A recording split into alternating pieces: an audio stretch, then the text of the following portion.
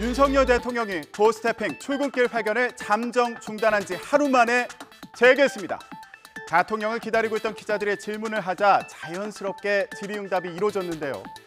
도어스태핑 중단이 대통령 발언을 둘러싼 논란과 지지율 하락을 의식한 거란 분석도 있었죠.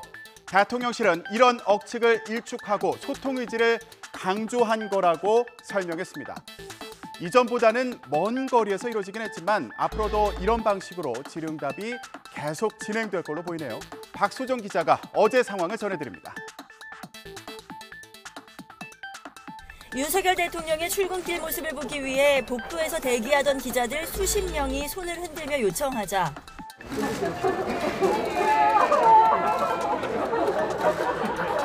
윤 대통령이 잠시 서서 이야기를 하는가 싶더니 즉흥적으로 문답이 이어집니다. 코로나가 여러분이 확진이 됐다고 해서 여러분들 가급적 좀 재택근무로 권고하고 다들 나오신다면 이 정도로 도어 스태핑 하시는 건 좀 어떠세요? 뭐 물어볼 거 있으면 물어봐요. 그럼. 기재부 업무보고에서 당부한 내용을 질문하자 민생이 경제 위기로 타격받지 않도록 해야 한다고 답한 윤 대통령. 예민한 현안 질문이 나오지 않아서인지 화기애애한 분위기 속에 앞으로 거리 두기를 한 채 도어 스태핑을 계속하겠다는 뜻을 밝혔습니다. 내일도 하실 거예요? 뭐 이거야 하면 안 되겠어. 여러분들도 괜찮아요. 요 앞에다가 며칠 있다가 칩시다. 국민의힘은 이전에도 리스크 부담으로 축소를 건의하는 경우가 있었지만 대통령이 국민과의 약속을 지켜야 한다면서 계속해온 것으로 안다고 말했고요. 또 앞으로도 국민과의 소통은 계속할 것으로 믿는다고 말했습니다. 민주당은 언론과 소통을 강화하면서도 정제된 언어를 쓰겠다는 방향은 잘 잡은 것 같다면서도 오락가락하지 않으면 소란은 덜할 거라고 지적했네요. 자, 여야 사이에는 원구성을 두고도 긴장감이 흘렀습니다. 오는 17일 재헌절 이전까지 합의하자곤 했지만 여전히 검수완박 사개특위를 두고 이견이 팽팽한데요. 어제 만남에서는 고성이 오가기도 했습니다. 무슨 일이 있었던 걸까요? 이경국 기자가 전해드립니다. 아니 다수당이 국회에서 프랑스도 마음대로 모든 소수당인데 저런 양보의 마음이 앞으로 계속 있으면 좋겠습니다. 특히 검수완박 법안과 관련해선 서로 사과를 요구하며 고성을 쏟아냈고 결국 협상은 결렬됐습니다. 비판 여론을 의식한 듯 재헌절 이전에 합의하자는 데에는 공감대를 이뤘지만 지켜질지는 미지수입니다. 국민의힘은 여전히 검수완박 마무리와 다름없는 사법개혁특위 구성에 반대하고 있고 검찰 수사, 보안 수사권까지 완전 폐지하겠다고 나선 민주당이 국민들한테 사과하고 우리 당한테 오히려 사과를 해야죠.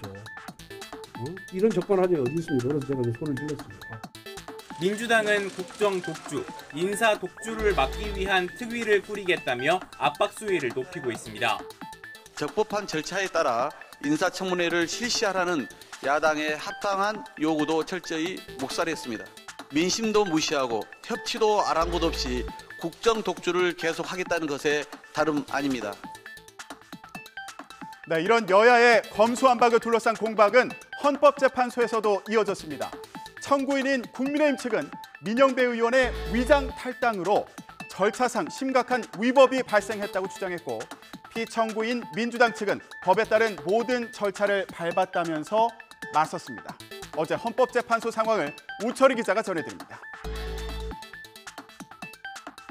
변론의 핵심 쟁점은 역시 민주당 출신 민형배 의원의 이른바 위장 탈당과 이에 따른 안건조정위원회 무력화 여부였습니다.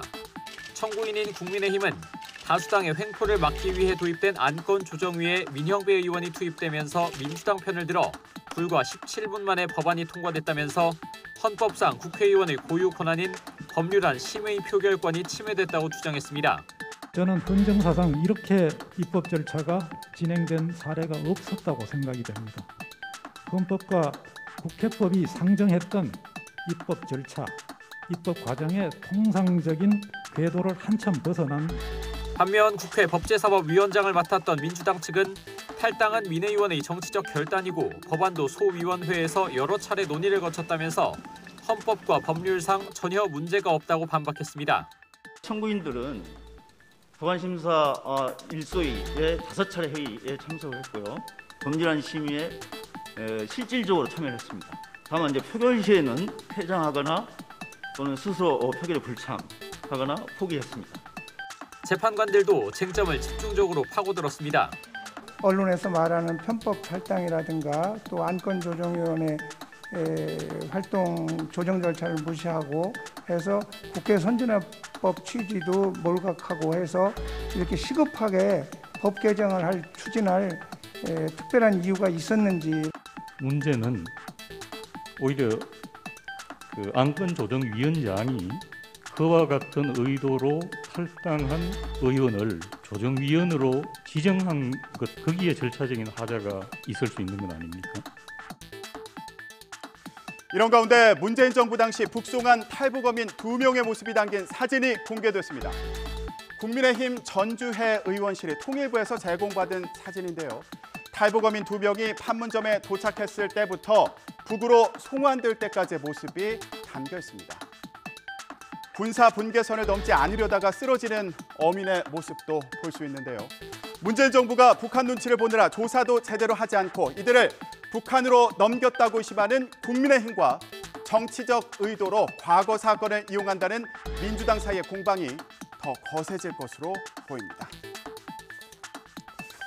이렇게 계속 대립하고 있는 여야 내부 사정은 어떨까요? 국민의힘 이준석 대표는 계속 침묵을 지키고 있습니다. 징계를 수용하는 방향으로 가는 거 아니냐 이런 해석도 나오고 있는데요. 이러는 사이 윤 대통령을 만나서 대응책을 논의한 것으로 알려진 권성동 직무대행은 당 혼란을 수습하고 나섰고요. 안철수 의원은 입당 후에 처음으로 토론회를 열었는데 당권 도전을 위한 새결집 아니냐 이런 해석이 나오고 있습니다. 김태민 기자가 전해드립니다. 반대로 권성동 직무대행은 내홍 수습에 주력하며 분주한 모습을 보이고 있습니다.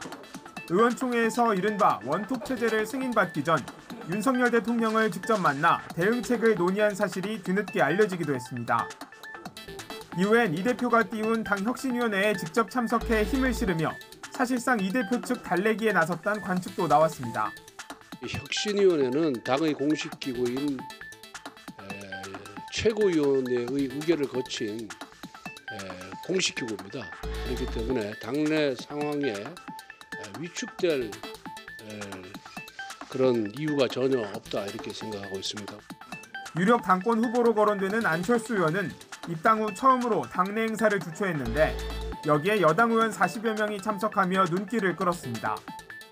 어젠다 비전 세팅을 해놓아야 그다음 앞으로 5년 동안 그리고 또 짧게는 이번 정기국회에서 우리가 해야 될 일을 국민을 위해서 할 수 있기 때문에 그래서 이런 세미나 시리즈를 기획을 하게 됐습니다. 전당대회 열기가 뜨거운 민주당에서는 97세대 후보들이 이재명 의원을 향해서 각을 세웠습니다. 당대표에 도전하는 강병원 의원은 공천권을 내려놓자 이렇게 제안을 했고요. 강훈식 의원은 이재명 아닌 다른 사람이 변화를 이끌어야 한다. 박용진 의원은 이재명 의원이 당대표가 되는 건 막다른 골목으로 가는 거라고 목소리를 높였습니다. 자, 이런 가운데 최고위원 후보의 친문 의원들이 잇따라 도전장을 내면서 친명 대 친문 구도가 본격화됐습니다. 정현우 기자가 보도합니다. 지난 정부 청와대 출신인 친문재인계 초선 고민정 윤영찬 의원은 최고위원 출사표를 내면서 이 의원과 강성 지지자들을 향해 날선 발언을 쏟아냈습니다.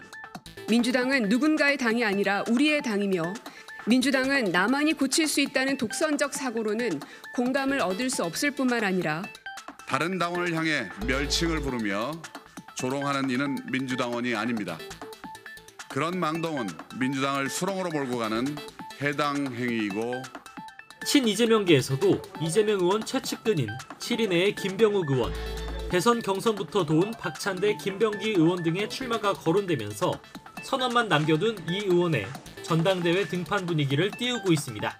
그동안 혁신과 그리고 능력 면에서 국민들에게 입증을 받은 이재명 의원이 당대표 되는 것이 맞지 않을까 싶습니다. 네. 당권을 둘러싼 내부 경쟁이 치열한 여야, 검수완박을 두고도 한치도 물러나지 않는 상황인데요. 며칠 남지 않은 재헌절까지 원구성을 합의하고 국민을 위한 일을 시작할 수 있을까요?